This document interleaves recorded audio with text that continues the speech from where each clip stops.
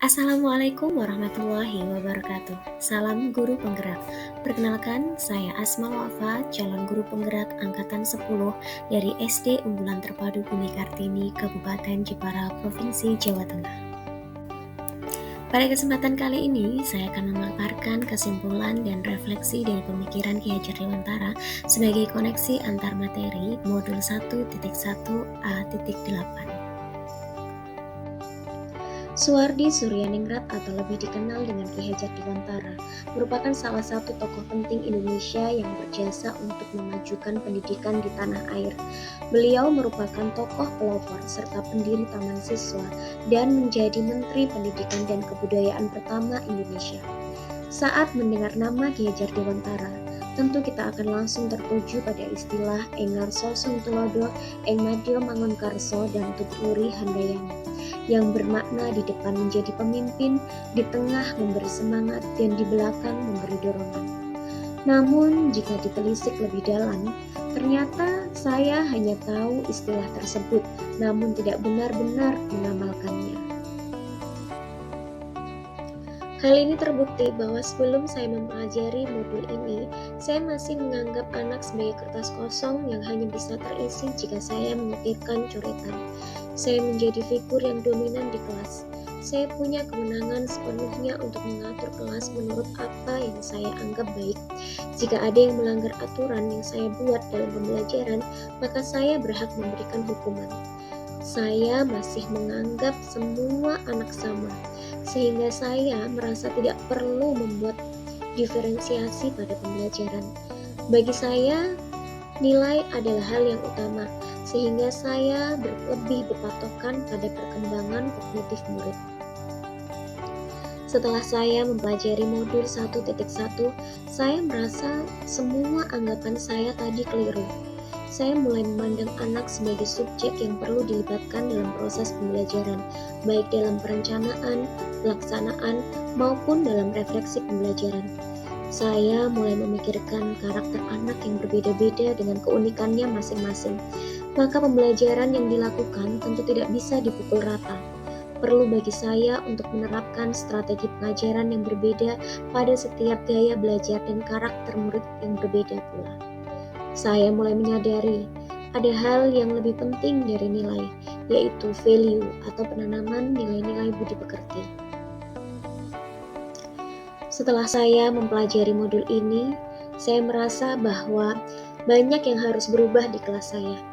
Dan hal tersebut bisa saya mulai dengan yang pertama melakukan asesmen diagnostik baik kognitif maupun non-kognitif untuk mengidentifikasi karakter, minat, bakat, dan potensi murid. Saya akan melibatkan murid dalam proses pembelajaran, dimulai dengan menanyakan pembelajaran seperti apa yang sebenarnya murid inginkan dari saya. Kegiatan pembelajaran yang saya lakukan juga akan melibatkan murid lebih aktif dalam berpartisipasi, sehingga akan mengasah cipta, rasa, dan karsa pada diri murid. Murid juga perlu saya libatkan dalam refleksi pembelajaran, sehingga saya tahu apa yang perlu saya perbaiki pada pembelajaran selanjutnya. Dalam kegiatan pembelajaran, saya tidak hanya berfokus pada perkembangan kognitif, tetapi juga pada aspek afektif dan psikomotornya. Selain itu, pembelajaran dengan melakukan permainan menjadi pilihan yang paling tepat menurut saya, karena dengan permainan akan membawa perasaan anak pada kebahagiaan, sehingga pembelajaran dapat diterima dengan mudah oleh anak.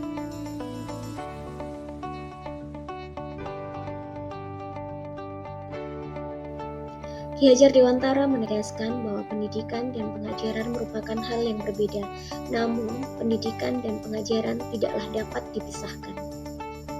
Pengajaran merupakan proses pendidikan dalam memberi ilmu atau faedah untuk kecakapan hidup anak secara lahir dan batin.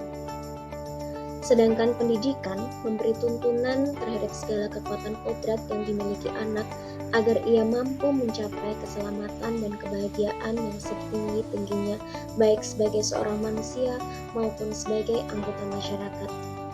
Ki Hajar Dewantara memiliki keyakinan bahwa untuk menciptakan manusia Indonesia yang beradab, maka pendidikan menjadi salah satu kunci utama untuk mencapainya. maka pendidikan jadi ruang bagi murid untuk bertumbuh secara utuh agar mampu memuliakan dirinya dan orang lain, serta menjadi pribadi yang mandiri. Menurut Ki Hajar Dewantara, pendidikan bertujuan untuk menuntun segala kodrat yang ada pada anak-anak agar mereka dapat mencapai keselamatan dan kebahagiaan yang setinggi-tingginya. Pendidik itu hanya menuntun tumbuh atau hidupnya kekuatan kodrat yang ada pada anak-anak agar dapat memperbaiki lakunya, bukan dasarnya. Hidup dan tumbuhnya kekuatan kodrat anak. Peran pendidik diibaratkan seorang petani atau tukang kebun yang tugasnya adalah merawat sesuai kebutuhan tanaman-tanamannya agar tumbuh dan berbuah dengan baik. Tentu saja, beda jenis tanaman, beda perlakuannya. Artinya bahwa kita seorang pendidik harus bisa melayani segala bentuk kebutuhan metode belajar murid yang berbeda-beda atau berorientasi pada anak. Kita harus bisa memberikan kebebasan kepada anak untuk mengembangkan ide berpikir kreatif, mengembangkan bakat, minat. Tapi kebebasan itu bukan berarti kebebasan mutlak. Perlu tuntunan dan arahan dari guru agar anak tidak kehilangan arah dan tidak membahayakan dirinya. Dasar pendidikan berhubungan dengan kodrat alam dan kodrat zaman. Kodrat alam berkaitan dengan sifat dan bentuk lingkungan di mana anak berada, sedangkan kodrat zaman berkaitan dengan isi dan irama. Artinya, bahwa setiap anak sudah membawa sifat atau karakternya masing-masing. Jadi sebagai guru, kita tidak bisa menghapus sifat dasar tadi. Yang bisa dilakukan adalah menunjuk dan membimbing mereka agar muncul sifat-sifat baiknya sehingga menutupi atau mengaburkan sifat-sifat jeleknya. Kodrat zaman dapat diartikan bahwa guru harus membekali keterampilan kepada murid sesuai dengan zamannya agar mereka bisa hidup, berkarya, dan menyesuaikan diri. Dalam konteks pembelajaran sekarang, kita perlu membekali murid dengan kecakapan abad 21. Budi pekerti juga harus menjadi bagian yang tak terpisahkan dari pendidikan dan pengajaran yang kita lakukan sebagai guru. Guru harus senantiasa memberikan teladan yang baik bagi murid-muridnya dalam mengembangkan budi pekerti. Kita juga bisa melakukan kegiatan-kegiatan pembiasaan di sekolah untuk menanamkan nilai-nilai budi pekerti atau akhlak mulia kepada anak. Kodrat anak adalah bermain. Dalam pembelajaran di kelas, hendaknya kita juga harus memperhatikan kodrati anak yang masih suka bermain. Lihatlah, ketika anak-anak sedang bermain, pasti yang mereka rasakan adalah kegembiraan, dan itu membuat suatu kesan yang membekas di hati dan pikirannya. Hendaknya guru juga memasukkan unsur permainan dalam pembelajaran agar murid merasa senang dan tidak mudah bosan. Apalagi menggunakan permainan tradisional yang ada. Selain menyampaikan pembelajaran melalui permainan, kita juga akan mendidik dan mengajak mereka untuk melestarikan kebudayaan. Demikian berarti dapat kita simpulkan bahwa hal terpenting yang harus dilakukan oleh seorang guru adalah menghormati dan memperlakukan anak dengan sebaik-baiknya sesuai kodratnya, melayani mereka dengan setulus hati, memberikan teladan, engarso sing tulodo, membangun semangat, ing madya mangun karso, dan memberikan dorongan tutwuri handayani bagi tumbuh kembangnya anak. Menuntun mereka menjadi pribadi yang tampil, berakhlak mulia dan bijaksana, sehingga mereka akan mencapai kebahagiaan dan keselamatan yang setinggi-tingginya.